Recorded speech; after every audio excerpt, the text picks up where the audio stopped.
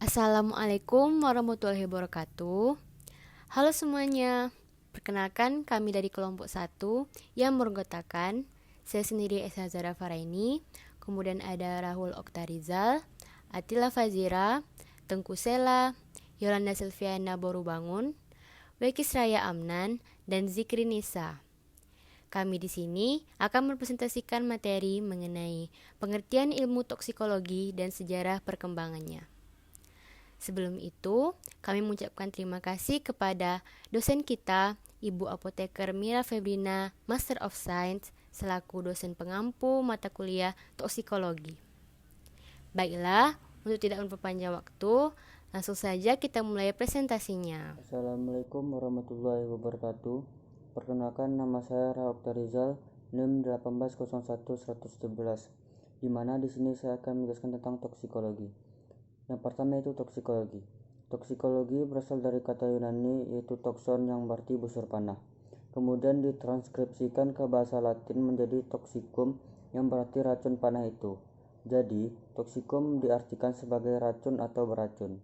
Perkenalkan, nama saya Esa Zara Faraini dengan NIM 2001093. Saya akan melanjutkan presentasi dari penyaji sebelumnya mengenai definisi dari toksikologi. Toksikologi dapat didefinisikan sebagai cabang ilmu yang berhubungan dengan racun. Dan racun dapat didefinisikan sebagai zat apapun yang dapat menyebabkan efek berbahaya ketika diberikan, baik secara sengaja maupun tidak sengaja kepada organisme hidup. Berikut beberapa poin penting mengenai toksikologi. Yang pertama, toksikologi memiliki studi tentang aksi berbahaya dari zat kimia atas jaringan biologi.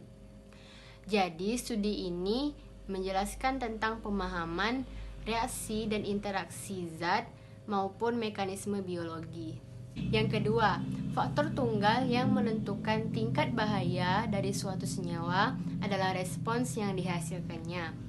Dan yang terakhir, pendekatan toksikologi adalah dari segi studi tentang berbagai sistem biologi dengan penekanan pada mekanisme efek berbahaya dari zat kimia itu dan berbagai kondisi di mana efek berbahaya itu terjadi. Baiklah, selanjutnya kita akan membahas tentang sejarah dan perkembangan toksikologi. Toksikologi hampir secara kebetulan penting dalam manuskrip yang terutama berurusan dengan obat-obatan. Beberapa, bagaimanapun lebih spesifik, berurusan dengan tindakan beracun atau dengan penggunaan racun untuk eksekusi yudisial, bunuh diri, atau pembunuhan politik. Terlepas dan kurangnya catatan awal dan mengingat kebutuhan orang untuk menghindari hewan dan tumbuhan beracun, toksikologi harus menjadi salah satu ilmu praktis tertua. Saya Tengku Sela, NIM 2001133 akan melanjutkan materi dari teman saya.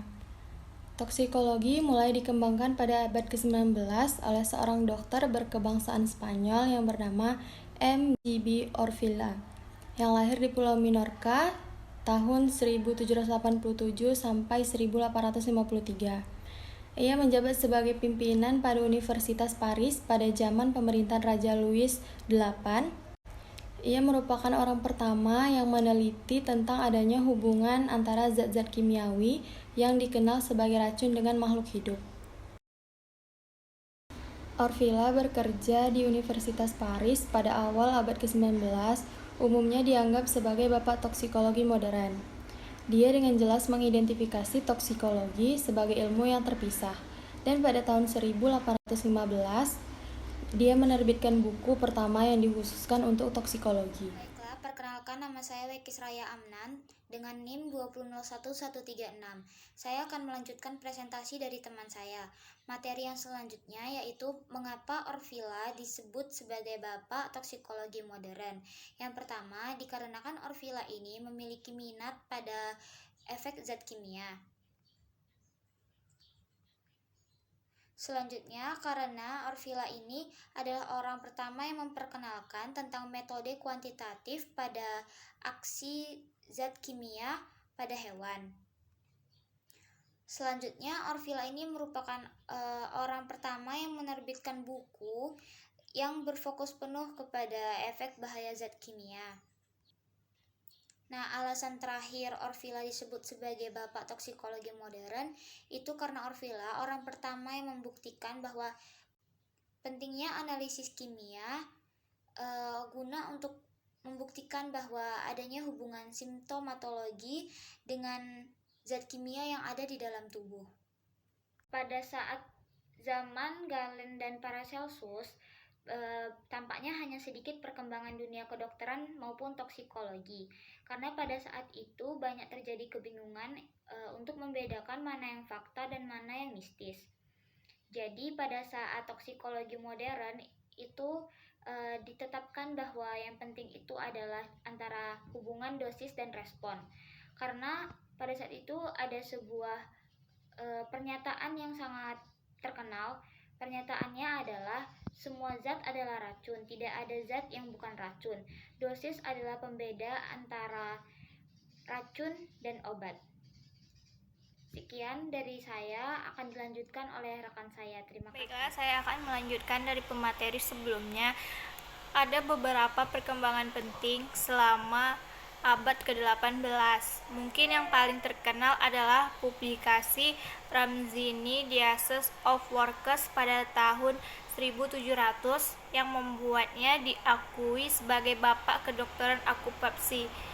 Korelasi antara pekerjaan yang menyapu cerobong asap dan kanker skrotum oleh cervical pot pada tahun 1775 hampir sama terkenalnya, meskipun diramaikan oleh korelasi HI2 tentang kanker hidung dan penggunaan tembakau pada tahun 1761.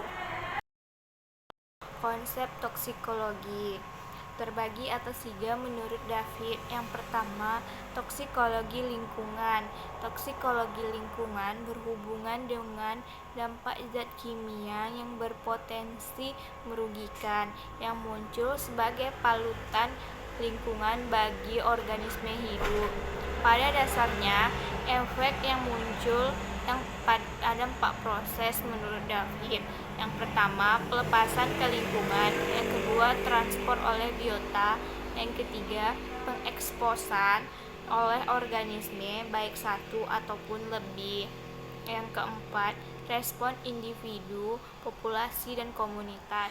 Baiklah, saya akan melanjutkan penjelasan dari sebelumnya, yaitu yang kedua, toksikologi ekonomi.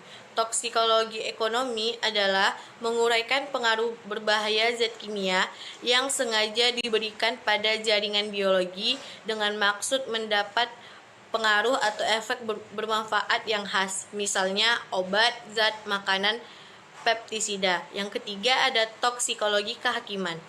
Toksikologi kehakiman ini menekankan diri pada aplikasi atau pemanfaatan ilmu toksikologi untuk kepentingan peradilan. Jadi, toksikologi kehakiman ini lebih menekankan aspek medis dan aspek hukum dari bahan-bahan berbahaya, baik sengaja maupun tidak sengaja diekspos. Nah, selanjutnya ada hubungan dengan ilmu lain.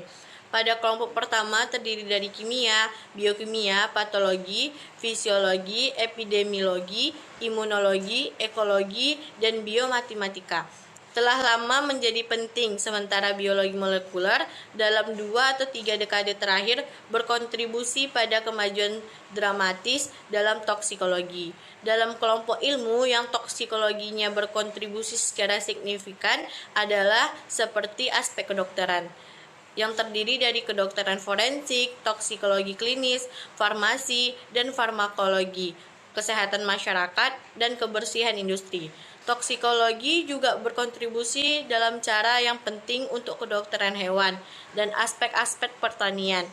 Seperti itu, sebagaimana pengembangan dan menggunakan yang aman dari bahan kimia pertanian. Kontribusi dari toksikologi untuk studi lingkungan telah menjadi semakin penting dalam tahun akhir ini. Selanjutnya ada berbagai bidang kajian toksikologi. Berdasarkan jenisnya dan zat dan keadaan yang mengakibatkan terjadinya kerja toksik dapat digolongkan berbagai macam kajian, yaitu ada toksikologi obat, toksikologi zat, toksikologi bahan makanan, pestisida, pekerja, kedokteran forensik, perang, sinar, dan toksikologi lingkungan. Baiklah, sekian presentase dari kelompok kami mengenai pengertian ilmu toksikologi dan sejarah perkembangannya. Semoga bermanfaat dan kami mengucapkan mohon maaf apabila terdapat kesalahan dan kekurangan. Terima kasih dan wassalamualaikum warahmatullahi wabarakatuh.